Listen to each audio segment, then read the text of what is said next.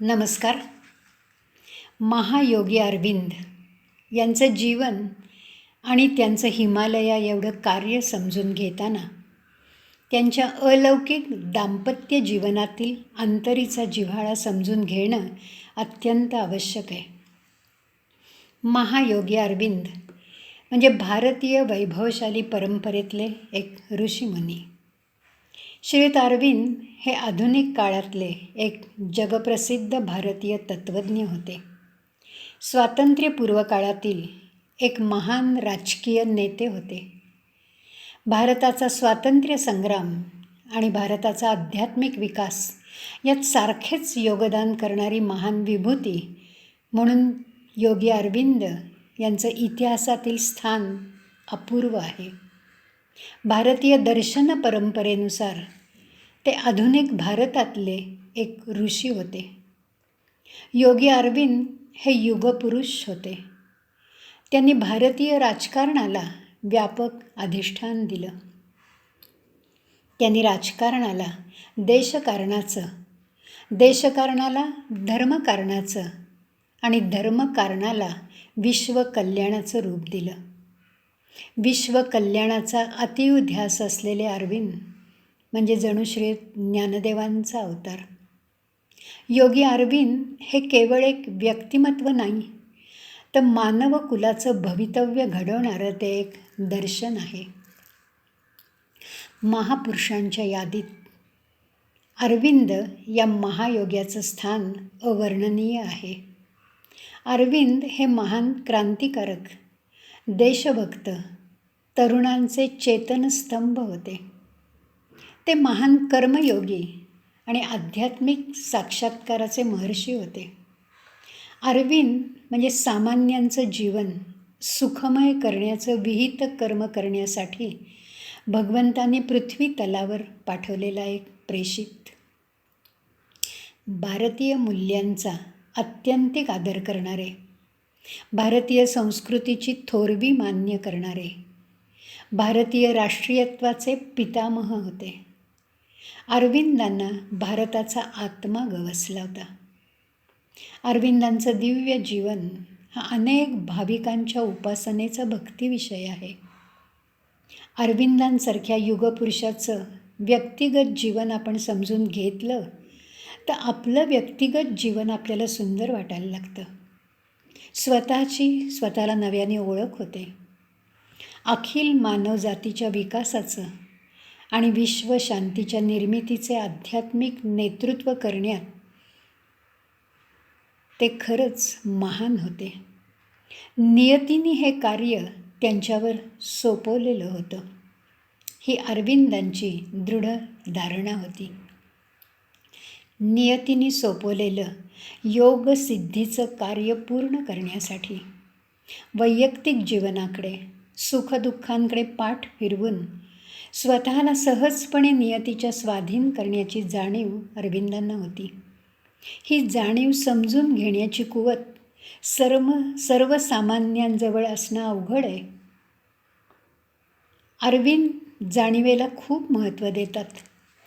अंतरंगीची सूक्ष्म जाणीव म्हणजेच भगवंताचं दर्शन. आपण पृथ्वीवर जन्म घेतो तो यात जाणीवेसहच घेतो. योगी अरविंद यांचं जीवन ही एक नवलकथा आहे.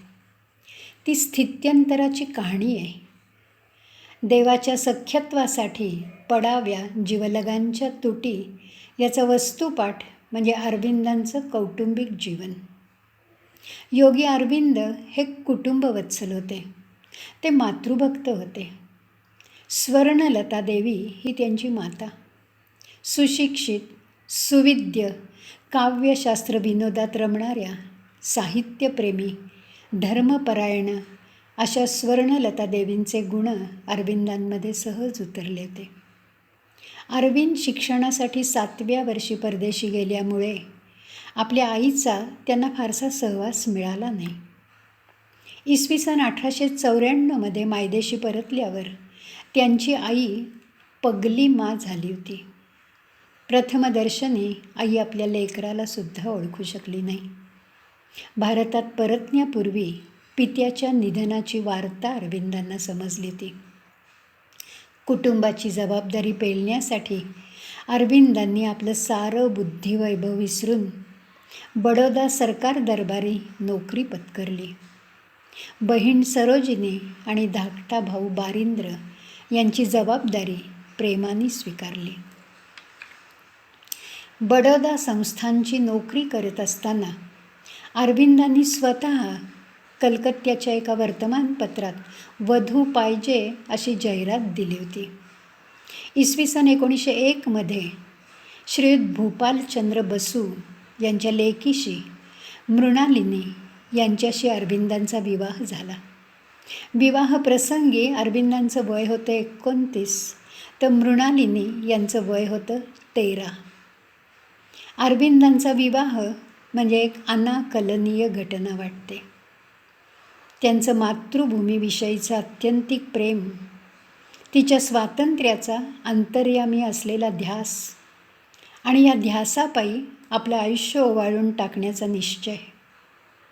अरविंदांच्या या विचारांमुळे, त्यांच्या जीवनपद्धतीमुळे ते विवाह बंधनात अडकतील असं कुणालाच वाटत नव्हतं.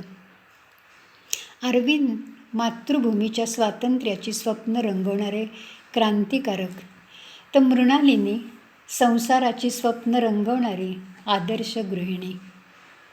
अरविंद या क्रांतिकारकांचं जीवन म्हणजे धगधगती आग, तर मृणालिनी म्हणजे देवघरातली शांत समई. अशा या विरोधी रेषा विवाहवेदीवर शतपावली करण्यासाठी एकत्र आल्या. पण दोघांच्या स्वभाव धर्मानुसार नियतीने दोघांच्या वाटा भिन्न केल्या. अरविंद रूपी वादळाला अति हळूवार, कोमल, संवेदनशील मनाची, नाजूक भावभावनांची, पातिव्रत्य जपणारी, पतिदेव हेच जीवन सर्वस्व मानणारी संस्कार संपन्न गृहिणी मिळाली. पतीचं घर हे मंदिर आणि या मंदिरातला देव म्हणजे अर्थातच पती. या सद्विचारांची मूर्ती म्हणजे मृणालिनी देवी. या देवीच्या मंदिरातील देव्हाऱ्यात तिचा देव फारसा कधी नव्हता हे तिचं फार मोठं दुःख होतं. एका लोकविलक्षण पतीचं ध्येय, त्यांचे विचार आपलेसे करून त्याला अखंड साथ देण्याचं भाग्य या पतिव्रतेला नियतीने दिलं नाही. असं का? या प्रश्नाचं उत्तर कधीच मिळू शकत नाही. श्रीयुत अरविंद आणि मृणालिनी देवी या पत्नीच्या पवित्र नात्यात दोघांच्या स्वभावात विरोधी सूर दिसला तरी त्या नात्यातील अंतरीचा जिव्हाळा आणि गोडवा आयुष्यभरासाठी होता. श्रीयुत अरविंद विवाहानंतर काही महिने मृणालिनी आणि आपल्या भगिनीसह नैनितालला होते. मृणालिनी देवींना पतिदेवाचा सहवास अगदी अल्पकाळ मिळाला. श्रीयुत अरविंदांसारख्या महापुरुषांना वैयक्तिक जीवन कधी नसतं. अवघ्या देशाची चिंता करणाऱ्या अरविंदांना स्वतःच्या महान भाग्यध्येयाची आंतरिक जाणीव झाल्यानंतर त्यांचे कार्याचे व्याप वाढतच गेले. आपल्या या कार्यात आपल्याला आपल्या सहधर्मचारिणीची मृणालिनी देवींची साथ मिळावी अशी त्यांची मनोमन इच्छा होती. पत्नीने पतीची सावली होऊन राहावं, त्याच्या कार्यात मार्गक्रमण करावं, हा अरविंदांचा विचार मृणालिनी देवींना पटला तरी त्यानुसार कृती करणं त्यांच्या नाजूक, सोज्वळ आणि भक्तिपरायण स्वभावाला शक्य होत नव्हतं, किंबहुना नियतीलाच ते मान्य नव्हतं. श्रीयुत अरविंद आणि मृणालिनी देवी यांच्या वैवाहिक जीवनाची करुण कहाणी ऐकताना आपल्यासारख्या सर्वसामान्य माणसांच्या मनात असा विचार येतो की वैयक्तिक सुखाकडे पाठ फिरवणारे युगपुरुष विवाहाचा विचार करतातच का? आपल्या पत्नीचं आयुष्य ते दुःखी का करतात? योगी अरविंद असं म्हणतात, काळावर कर्तृत्वाने नाम उमटवणारे लोकोत्तर पुरुष कधीतरी सामान्य असतात, तेव्हा त्यांच्या मनात एका क्षणी विवाहाचा विचार चमकून जातो. तो विचार प्रत्यक्ष कृतीतही येतो. पत्नीवर अन्याय करण्याची त्यांची कधीही भावना नसते. हे नियतीमुळे सगळं घडत असतं.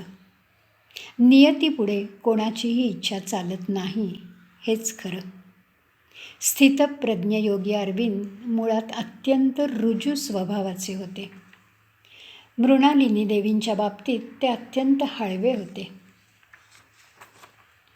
आपल्या जीवित कार्यात तिच्या समर्थ सोबतीची तीव्र इच्छा त्यांच्या मनात होती. त्यासाठी त्यांनी खूप प्रयत्न केले. त्यांचं हळवं पारदर्शी मन त्यांनी वेळोवेळी मृणालिनी देवींना जी पत्र लिहिली आहेत त्यातून सहजपणे बोलकं केलं. ही पत्र म्हणजे जणू योगी अरविंदांच्या मनाचा आरसा आहेत. अरविंदांचं वैवाहिक जीवन पत्रातलं विश्व उलगडायला उपयोगी पडतं. योगी अरविंद म्हणजे आदर्शवाद, तर मृणालिनी देवी म्हणजे आशावाद. ज्ञान ही शक्ती असलेल्या अरविंदांना स्त्री ही पुरुषाची शक्ती आहे असं वाटायचं. या शक्तीचा लाभ मृणालिनी देवींकडून व्हावा ही त्यांची इच्छा होती. त्यासाठी मृणालिनी देवींशी त्यांनी साधलेला पत्ररूप संवाद अत्यंत बोलका आहे. एका सुरुवातीच्या पत्रात ते असं लिहितात, आपली सहानुभूती आणि आपला उत्साह यांच्या योगाने तू माझी शक्ती द्विगुणित करणार ना. तू म्हणशील की मी एक सामान्य मुलगी आहे, माझ्यात मनोबल नाही, बुद्धीही नाही. अशा गंभीर गोष्टीचा विचार करण्याचंही तुला भय वाटतं. पण मी तुला एक सोपा उपाय सुचवू का? तू भगवंताचा आश्रय घे. ईश्वर प्राप्तीच्या मार्गात पाऊल टाक. तुझ्या सगळ्या उणीवा तो दयाघन दूर केल्याशिवाय राहणार नाही. एकदा का भगवंताचा आश्रय घेतला की भय मागल्या पावलाने पोबारा करतं. माझ्यावर पूर्ण विश्वास ठेव. माझं ऐकशील तर माझी सगळी शक्ती मी तुला देऊ शकीन. त्यामुळे माझं बळ तर कमी होणार नाहीच, उलट माझं ते आणखीन बळ वाढेल. खाणं, पिणं, हसणं, कपडा लत्ता ही काही उन्नतीची लक्षणं नाहीत. अशा चुकीच्या विचारांच्या आहारी जाऊ नकोस. माझ्याबरोबर ये. भगवंताचं कार्य करण्यासाठी मी जगात आलो आहे. हे कार्य आपण दोघं मिळून करूयात. तुझ्या स्वभावातला एक दोष असा आहे की तू फार सरळ मनाची आहेस. कुणाच्याही सांगण्यावर चटकन तुझा विश्वास बसतो. पण त्यामुळे तुझं मन सतत अस्थिर राहतं. बुद्धीचा विकास खुंटतो. कोणत्याही कामात मनाची स्थिरताच राहत नाही. हे सगळं तुला सुधारलं पाहिजे. लोकांच्या निंदास्तुतीची पर्वा करणं सोडून दिलं पाहिजे. परोपकाराकडे, स्वार्थ त्यागाकडे तुझी मूळ प्रकृती आहे. फक्त मनोबळ थोडं कमी पडतंय. ईश्वराची उपासना कर, म्हणजे तुला ते निश्चित प्राप्त होईल. या उपासनेचं अवडंबर नको. रोज फक्त अर्धा तास ईश्वराचं ध्यान केलंस ना तरी पुरेसं आहे. प्रार्थनेच्या काळात आपली उत्कट इच्छा त्याच्यापुढे मांडत जा. त्यामुळे तुझ्या मनाची शांती हळूहळू वाढत जाईल. पतीच्या उद्दिष्टात, त्याच्या ईश्वर प्राप्तीच्या साधनेत, त्याच्या सगळ्या जीवनात माझं सदा सहाय्य व्हावं अशी त्या ईश्वराजवळ तू प्रार्थना कर. अरविंदांचं हे पत्र वाचून मनात येतं या पत्रातील त्यांचं मनोगत, त्यातला मौलिक संदेश केवळ मृणालिनी देवींसाठी नाही तर अवघ्या विश्व मनासाठी आहे. या अर्थपूर्ण पत्रात वैयक्तिक नात्याचा भाग नाही तर या हृदयीचं त्या हृदयी ओतण्याचा हा सुंदर संवादरूप मार्ग आहे.